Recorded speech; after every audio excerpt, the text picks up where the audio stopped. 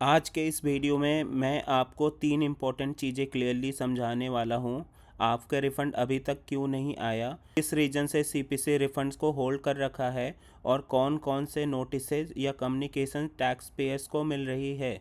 Video शुरू करने से पहले एक सिंपल सा सवाल, क्या आपका इनकम टैक्स रिफ़ंड आ चुका है या अभी भी वेट कर रहे हो?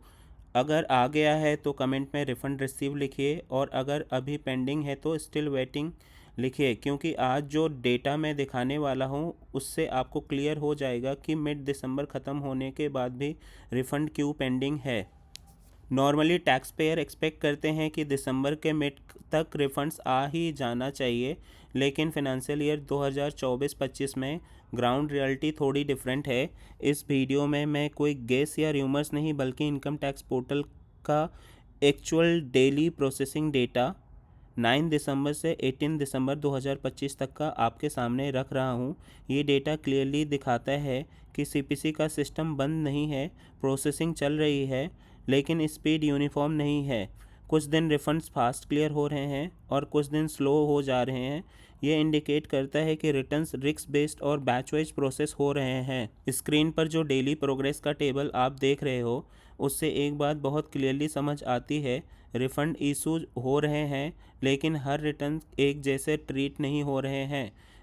इसी वजह से ऐसा पॉसिबल है कि जुलाई या जून के फाइल की हुई किसी का रिटर्न का रिफ़ंड आ चुका हो और उसी पीरियड का कोई दूसरा रिटर्न अभी भी अंडर प्रोसेसिंग दिख रहा हो।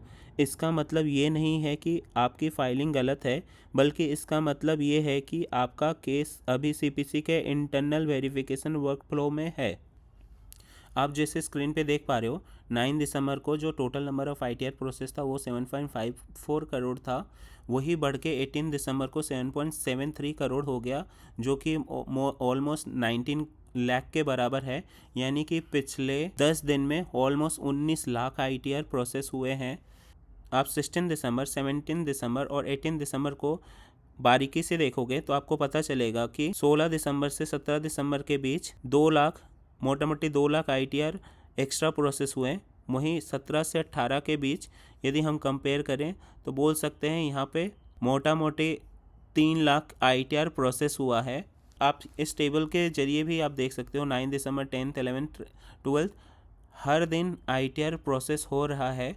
सिर्फ 13 और 14 दिसंबर के बीच थोड़ा सा ऑलमोस्ट डेटा सेम है, बट यहाँ पे भी जो प्रोसेस आईटीआर प्रोसेस में इंक्रीमेंट था वो नॉमिनल था 20,000 के आसपास। बट उसके अलावा हर दिन लगभग 2 से 3 लाख आईटीआर प्रोसेस हो रहे हैं। तो यहाँ से आप समझ सकते हो कि जितना ज़्यादा आईटीआर प्रोसेस होंगे उतने ही स्पीड से लोगों का रिफ़ंड आना चालू हो जाएगा। यहाँ मैं एक इम्पॉर्टेंट क्लैरिटी देना चाहता हूँ। हाँ, क्लाइंट्स को रिफ़ंड मिल रहा है।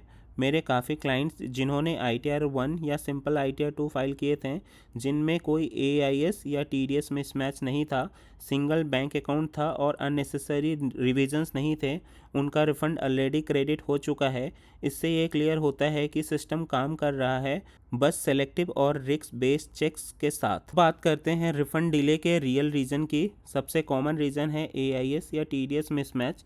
चाहे मिसमैच छोटा ही क्यों ना हो, सिस्टम रिटर्न को स्ट्रेट प्रोसेसिंग से हटा देता है। दूसरा रीज़न है हाई वैल्यू रिफ़ंड, जहां सीपीसी एक्स्ट्रा सिस्टम वेरिफिकेशन लगाता है। तीसरा रीज़न है रॉन्ग आईटीआर फॉर्म या मल्टीपल रिविजन्स, जिससे फाइल मैनुअल लेन में चली जाती है। इसके अलावा bank account validation issues section 245 के अंडर पुराने आउटस्टैंडिंग डिमांड के अगेंस्ट एडजस्टमेंट और सीपीसी का रिस्क बेस्ड स्क्रूटनी मॉडल भी रिफंड डिले का मेजर रीज़न है। अब सबसे ज़्यादा पैनिक नोटिसेज को लेकर होता है, तो मेनली यहाँ क्लियर कर देता हूँ कि आज जो नोटिसेज आ रहे हैं उनमें से मेजॉरिटी सीरियस नहीं होती। सबसे कॉमन कम्युनिकेशन है 143(1), यानी कि सेक्शन 143 सब सेक्शन 1 का इंटीमेशन, जो एक्चुअली ये बताता है कि रिटर्न प्रोसेसिंग हो चुकी है। वैसे ही 139 सब सेक्शन 9 का डिफेक्टिव रिटर्न नोटिस आती है जब फॉर्म या डिटेल्स इनकम्प्लीट हो। फिर section 143 sub section 1 clause A का नोटिस डिमांड के लिए होता है जब टीडीएस या डिडक्शन मिसमैच होता है। वैसे ही AIS TIS अलर्ट सिर्फ सिस्टम जनरेटेड क्लैरिफिकेशन होते हैं। सेक्शन 245 रिफंड एडजस्टमेंट के लिए होता है और बैंक वैलिडेशन अलर्ट सिर्फ टेक्निकल इशू बताते हैं। इनका मतलब ऑटोमेटिकली पेनल्टी या स्क्रूटनी नहीं होता। यहाँ एक इम्पॉर्टेंट बात समझ लीजिए, रिफ़ंड डिले का मतलब गलत फाइलिंग नहीं होता और नोटिस का मतलब पेनल्टी नहीं होता। अगर आपका स्टेटस अंडर प्रोसेसिंग है, कोई स्क्रूटनी नोटिस नहीं आया और आपने जो कम्युनिकेशन आई है उसका प्रॉपर रिस्पांस दे दिया है, तो आपका रिफ़ंड सेफ़ है, बस सीपीसी के प्रोसेस में है। करंट ट्रेंड ये इंडिकेट करता है कि दिसंबर के एंड और जनवरी के फर्स्ट हाफ में next major refund clearance cycle आएगी। रिफंड्स एक साथ नहीं बल्कि फेज वाइज रिलीज होंगे, पहले सिंपल केसेस फिर कम्प्लेक्स केसेस। मैं आपको सिर्फ ये बोलने नहीं आता कि वेट करो, मैं डेटा दिखा के समझाता हूँ कि वेट क्यों हो रहा है। अगर आप चाहते हो कि मैं इसी तरह रियल डेटा के साथ रिफंड ट्रेंड नोटिसेज और जेन्युइन गाइडेंस देता रहूँ, तो वीडियो को लाइक कीजिए, चैनल को सब्सक्राइब कीजिए और कमेंट में अपना ITR टाइप और फाइलिंग डेट ज़रूर लिखिए। मैं हर जेन्युइन केस को क्लैरिटी के साथ एक्सप्लेन करता रहूँगा। जैसे मैं पिछले हफ्ते से लास्ट में अपना ITR का स्टेटस आपको दिखाता हूँ, वैसे आज मैं आप फिर दिखा देता हूँ कि मेरा जो मैंने ITR 3 सितंबर को फ़ाइल किया था, 14 सितंबर को, वो स्टिल पेंडिंग फॉर वेरिफिकेशन था। वेरीफाई कर दिया बट स्टिल प्रोसेस नहीं हुआ है। तो जैसे मेरे साथ है ऐसे आपके साथ भी हो सकता है, तो डरने की कोई बात नहीं। सिस्टम इनकम टैक्स डिपार्टमेंट का लगातार काम कर रहा है, ITR प्रोसेस कर रहे हैं।